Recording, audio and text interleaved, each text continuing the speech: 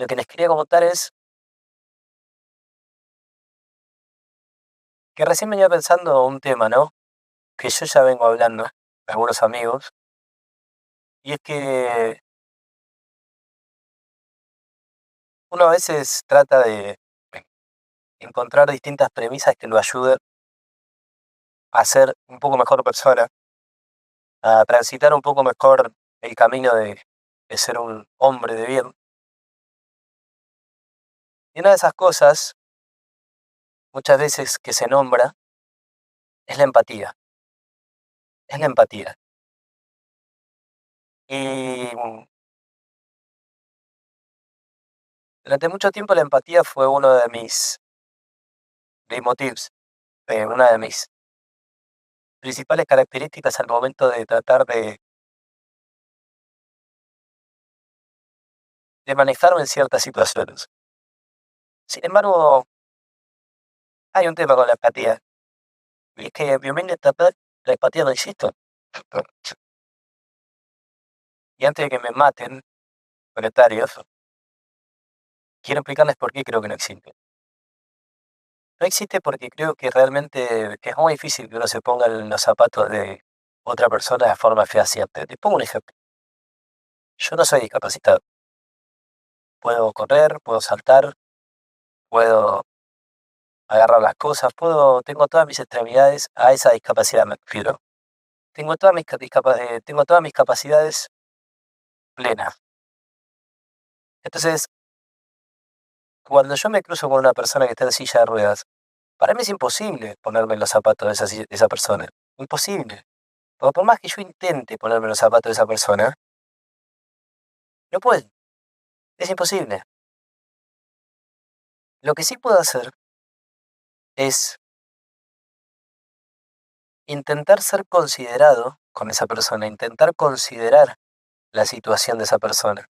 Considerar que tal vez no puede subir una escalera, que tal vez en una pendiente hay que empujarle la silla, hay que ayudarlo. O sea, para mí es imposible sentir empatía por eso, porque no puedo, no estoy en esa situación. Es imposible sentir lo que siente otra persona, ponerse en los zapatos del otro.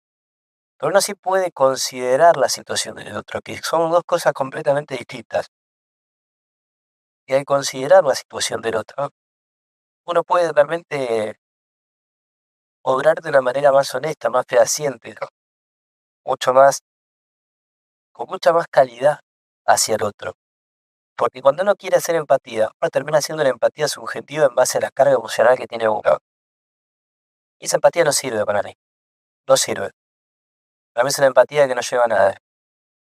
Pero en cambio, cuando uno considera la situación del otro, uno considera la situación del otro, no la subjetividad del uno. Es decir, considera hechos. ¿Cuál es el hecho? Que el otro no puede subir la cadera. Lo ayudo, lo ayudo.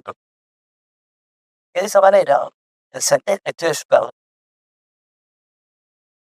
se genera una química en nuestro cuerpo. Es completamente beneficiosa para nosotros. Hace que nos sintamos mejor, hace que estemos mejor, hace que se liberen endorfinas, serotonina, un montón de cosas. Ahora, cuando uno se centra en la empatía, uno en realidad lo que está haciendo es absorber el sufrimiento del otro bajo nuestra sufribilidad. ¿Se entiende la diferencia? La consideración es completamente productiva, es considerar la situación del otro y actuar sobre los hechos. Y la empatía es sufrir el sufrimiento del otro de forma subjetiva. ¿Por qué digo subjetiva? Porque tal vez la otra persona, ese discapacitado, no le molesta no poder subir escaleras, él es feliz así, ella se adaptó a vivir así, sin embargo es uno el que pone toda su angustia, toda su tristeza canalizada en la situación del otro. Y quería charlarlo con ustedes, quería tirar la carta sobre la mesa y ver qué opinaban.